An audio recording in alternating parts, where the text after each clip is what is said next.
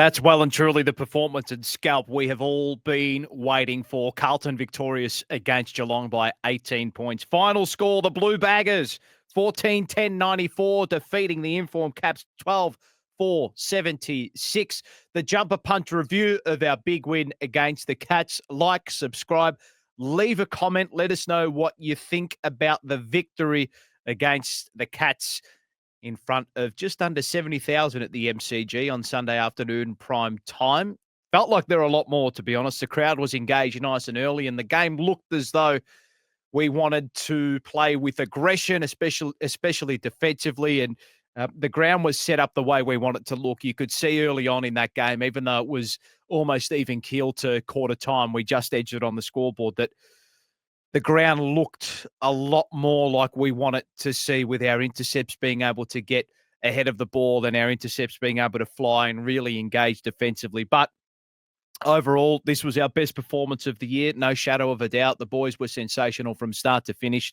They managed Geelong's momentum really, really well. When Geelong got a run on, we cut it off brilliantly well and worked back into the game really strongly, and were able to score on the back of that as well. And the reason our offense fired and the reason our offense clicked was all on the back of strong defense, strong defensive efforts throughout the whole game. We'll go through some individuals in this particular match as well, but it's hard not to be happy and it's hard not to be up and about after such a strong performance. We left a little bit out on the park. We probably should have won by more, to be honest. That's probably the only little asterisk on the game, but outside of that, we were dominant from start to finish, and the numbers really edged in our favour, and it's such a pleasing sign. And it looked as though it is going to be such a sustainable way of playing moving forward. We've got a few banged up and sore bodies, Wiedering and Mackay and Haynes and Silvani, but the lads fought through, and it was great to see that overlap run continue against a better opposition than what we've seen in the last fortnight. And it was great to see some players who don't have the reputations of gentlemen we have in this team. I speak of the likes of Patrick Cripps and Charlie Curnow and Harry Mackay and Sam Walsh and Jacob Wiedering really step up to the mark. Have to commend Nick Haynes for his game. He was sensational. He led the team with intercept disposals alongside Mitch McGovern. He had 9 of those. And I think the beauty about that, listeners, is the fact that Geelong had such high intercept numbers with regards to Connor O'Sullivan and Sam De Koning. Now, they combined for 12 and 11, 23 intercept possessions apiece. What really fascinated me was Nick Haynes, Mitch McGovern, and Jacob Wiedering all had really high intercept numbers, despite Geelong's lack of inside forward 50s. They only had 44 inside 50s for the game. And just on what I saw, we dominated the territory battle. We were really strong at the contest. We were really composed for a lot of that game as well. I want to commend Elijah Hollins, who, according to Champion Data and according to Wheelo Ratings, great website, wheeloratings.com, he was the highest rated player on the ground. And you just see his poise under pressure. He's got the hips, he's got the moves, and he's just such a good evasive player, such an intelligent player as well. But I think from an overall team analysis, just looking at some of the numbers here, our turnover game was hot. It was hot to trot at the G, and it was sparked again by strong defense. Those turnover numbers is because we were so strong defensively in this game. And I know I've harped on about this for the last couple of weeks about the way in which we defend. And there were some moments we did concede 3 goals from kick-ins, which is a source of frustration for not just the coaches, but the players as well. And it's a big frustration and bugbear of mine. But what I was really impressed with in this game was the way in which we turned our defense into offense again. And I believe this to be true. Hard, tough, intelligent, and gritty defense will always lead to wicked offense. That's what you have to base your offense on. That's what you have to base your games on. And then your foundation builds upon that. And then you move it into the finishers up front. Charlie Curnow, Harry Mackay. I thought Fogarty had a really good game, at least from an output perspective. But the man who set the tone for our run and carry today, and a big word of commendation to him. He looked like he was back in a big way. Sam Walsh was sensational from start to finish. Just petered out as the game went on. I think that's understandable. He was generating a lot of handball change, generating a lot of run and carry, which is what we expect from him. He didn't have high tackle numbers, which is great. Just goes to show you that he's not not that he's not committing to defensive action, but he's not being asked to go above and beyond what we need him to be. He's a runner. He's a gut bust runner. He's a player that we need to get involved in those handball chains, and he's a player that needs to continue setting the tone with regards to overlap run.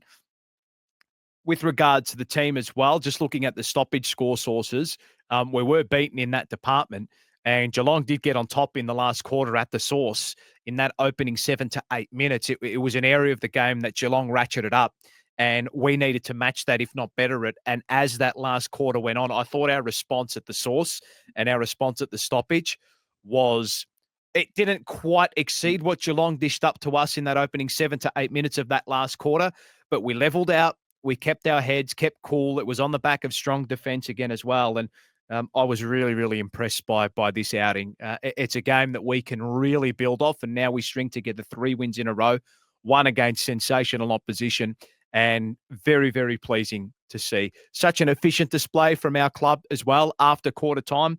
I thought we really ramped up that defensive pressure, and we were poised and controlled in those high-pressure scenarios. The captain, well, I think he might want a few moments back in the last quarter.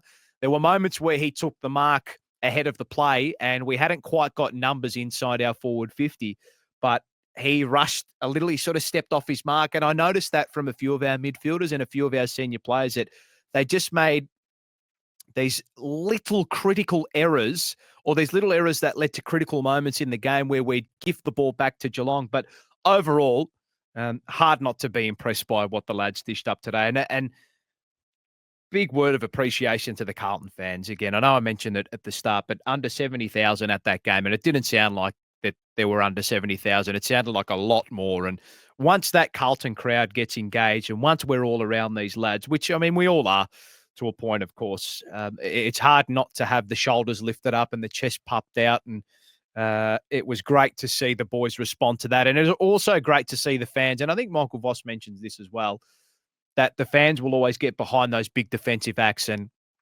Ollie Holland's committed to a lot of them. Mitch McGovern did. Nick Haynes was sensational today. Best game for the club. Best game he's probably played in the last 2 to 3 seasons. I think it is his AFL career. Again, mention those 9 intercept possessions, but the aggressiveness with which he defended and the confidence with which he moved the team up the field as well. He'd just get that fist in at the last moment. He'd just get that spoil in with about half a second, that split-second decision he needed to make whether or not to go or retreat and stay back. He didn't get caught in between, which we've seen in previous weeks. And I think he's probably just starting to get used to, and I know he's in probably the twilight of his career. He's in his early 30s, but he's probably starting to get used to the big crowd factor and the big club factor.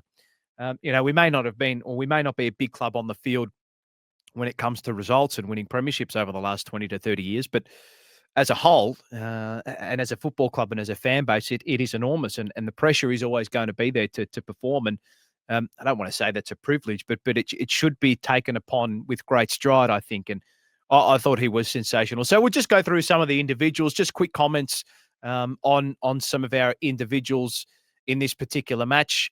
We'll start with the highest rated player on the ground, and that was indeed Elijah Hollands. I thought he was absolutely sensational. Great to see him back into full fitness too. And we hope, of course, we know we've heard about some on-field issues with him, but he looks as though he's playing with a clear head and a clear conscience, and a player who we know just makes us so much better. Really, really impressed with the way he played. Word of commendation as well for his brother. I thought he was sensational.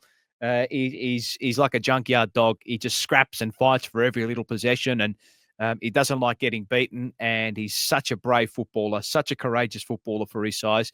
Tom De Koning, second highest rated player for Carlton on the ground. His battle with Reece Stanley was immense, and you can see why clubs are after Tom De Koning. He was brilliant again. Reece Stanley, I thought, slightly equalised that battle in the second half, but the damage was done with Tom De Koning. One thing I've got that really annoys me with Tom is that when he wins a free kick in the middle of the ground, he doesn't give himself enough space to get a run and gun at the ball when he's actually got possession of it. And he often loops kicks or he skews kicks, and he doesn't quite get that neat, nice, piercing drop punt going inside forward 50. He often leaves us with a shallow entry or a kick that really doesn't favour the forward. So that's something that I think he really needs to work on. Jack Silvani,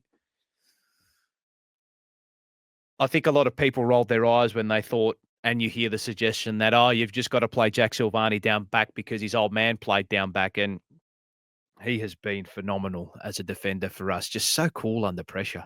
Such a cool cucumber under pressure. I was so pleased with the way he performed. And look, touch wood, he has come back into this team seamlessly. He'll continue to improve with regards to his fitness space because he did have that little setback with regards to the recovery from his ACL injury, but really liked his performance. Just so composed, ball in hand as well. And you never, and I'll ask this of the audience too. Are you ever worried when Jack Silvani has ball in hand deep in defence or in a high pressure scenario? I know I'm not. Very rarely does he make the wrong decision, ball in hand. Mitch McGovern toiled away. Not his most polished game, but again, this is the Mitch McGovern we want to see. Aggressive with his defence, rolled up, helped his teammates out, had a few iffy moments, but I thought he was really good. Harry Mackay, great to have you back. My favourite player at the club. He was immense. He's just the way in which he was clunking those marks at the death and in those high pressure scenarios and the way he finished his goals, mind you. That goal that he kicked and it was one of those set shots late in the game, 30 to 35 meters out, slight angle. The game effectively is on your boot and you need to kick that goal to not wrestle back momentum, but to keep your team with that, that 2 to 3 goal margin. And he did so, and he delivered with aplomb. Bravo to Harry. Played with a fractured cheekbone, which was revealed by himself post-game. The heart of a lion, bravery personified. And, as for all the talk that has been there and all the talk that he's actually spoken about himself behind the microphone and admitting to a few issues that he's going through, actions will always speak louder, Harry, and he knows that more than anybody. And what a stoic performance from him. And we know that when he's up and firing, we're a far better football team. And so proud of him. I know it's only one game, but it's just a nice game with which he can build a foundation with for the rest of the year. Sam Walsh, brilliant. Mentioned him earlier in the review here. Really liked his game. That's a Sam Walsh we want to see. Outside run, handball chains, get those boys going, get the boys moving forward. I thought defensively he was far better engaged as well. Lockie Fogarty, probably his best game for the year. Kicked some neat goals as well. Forward pressure, found more of the football. Who's a lot more involved in this game. Ollie Hollands, I mentioned. Gee, how about Sardi? You don't want to lose ball around Adam Saad, do you? Once that sharing gets free and once it hits the deck and you're chasing after it, Adam Saad just so clean. Really liked his game. Thought he was direct. Thought he was really assertive with his defence. Got mismatched a few times. Stengel did hurt us early in the game when Wiedering was his direct opponent, but really, really strong performance from him, and he's having a quietly underrated year, I think. And again, I don't understand where this narrative or this opinion about his game being that he can't defend comes from. I thought he was really good. 9 handball receives. Want to see more of that. I want to see that get up into double figures. You look at Sam Walsh's handball receives, 17 of them in the game. Ollie Hollands, 10. George Hewitt, 12. Adam Saad, 9. I want that to ratchet up as well. But that also means that the ball is not spending a hell of a lot of time down back, but I'd like to see him get further up the ground. Patrick Cripps toiled away, not his cleanest and most polished game. He battled manly, battled bravely. Geez, he brutalised some of the Geelong midfielders physically, I thought. We know he's a ball. We know he's an absolute brute at the contest, but I just thought there were some moments where we needed some poise and composure late in the game, and he just rushed a few kicks late in the game when we weren't set up ahead of the ball. So that's something that I think he will look back at when it comes to the tape, and he will say, okay, well, maybe I should have taken an extra 2 or 3 seconds when I did mark the ball or when I had control of the ball, just to not relieve a bit of pressure, but for us to set up behind the ball, get that shape set up around the ground, and then also get representation ahead of the ball as well. So I don't want to say he was at fault for that, but just a little bit more composure under those scenarios. George Hewitt probably won't ever kick a goal like that again in his life, and he said so post-game. 55 metres out on a 45-degree angle, game effectively on your boot, and he flushed it. He has been phenomenal this year. He might not be the most aesthetically pleasing player to watch ball in hand, but what he is effective. And Kennedy coming out of that midfield means he has grasped that role and he has taken it, and he has been brilliant for us this season, arguably our player of the year. Look, whether or not him being in the team stops the development of a talented or another midfielder in our squad that may be more talented, we won't know just yet. But what you can't deny is his output. And he's had another fantastic game. He'll probably be in vote calculations. He'll be in best and fairest calculations for this particular fixture. Charlie Curnow, bravo to you. Took his goals nicely enough, and he's building into the season. We know he's had an injury-interrupted preseason, an injury-interrupted start to the season. I thought he was great. Again, just a high-impact player. That's what he is, and he's going to continue to be that. Best forward in the competition, bar none, I think. Jacob Wiedering, brave performance. He had the knee taped up, and then in the last quarter, he didn't have it taped up, and probably shouldn't have played. I think his mother went on X and Twitter suggesting that he probably wouldn't have played had he not been in the frame of mind of a man like Jacob Wiedering. But that's the Jacob Wiedering we love and know. He will get through pain. He will play through pain. And at the end of the game, he didn't even have tape on his knee. And that's how tough he is. And that passage of play in that last quarter between him and Dangerfield just typified the way in which we approached this game. It was a chasm into the two teams. One player wanted it more. One player tried to fake for it. And Jacob Wiedering, bravo to you. Sensational performance. Blake Acres, are we looking at replacing someone on that particular wing? I think so.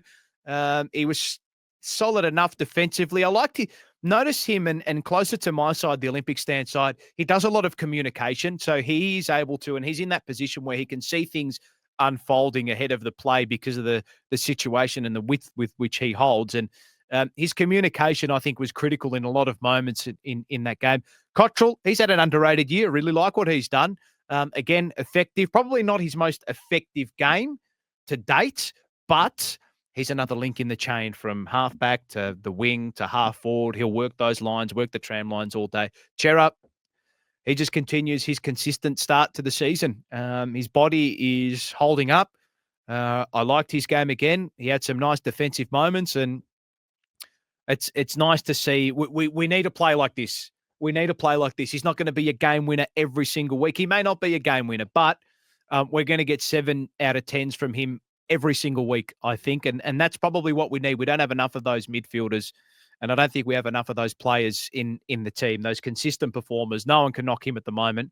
Another solid outing from him. Zach Williams, NA rating. I thought he actually broke his ribs when Stewart punched him in the ribs earlier in the game when he went up for that marking contest. So unfortunate that he looks like he's going to miss a couple of weeks with a calf. Will White, love this bloke. I think he's going to be the next cult hero of Carlton. Look, he's not the most polished player, ball in hand. He needs to work on those set shots a bit more, get a little bit of momentum, give yourself a bit more of a run up at it, and that ball drop needs to be worked on as well. But he would know that. He'll work through that with the sports scientists and coaches at the club. But geez, he's a zippy player, isn't he?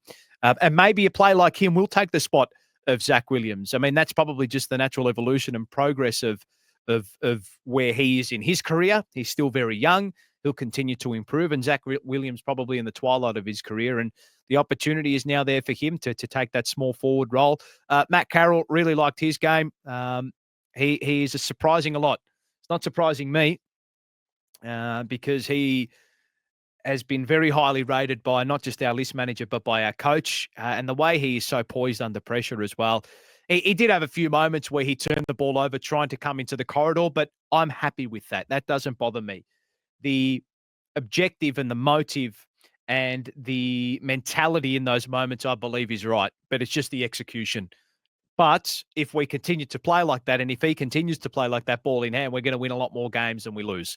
And I've been very impressed by the way in which he reads the ball in the air and the way he intercept marks. Jesse Motlop, bit off, bit disappointing. Small forwards can have these types of games.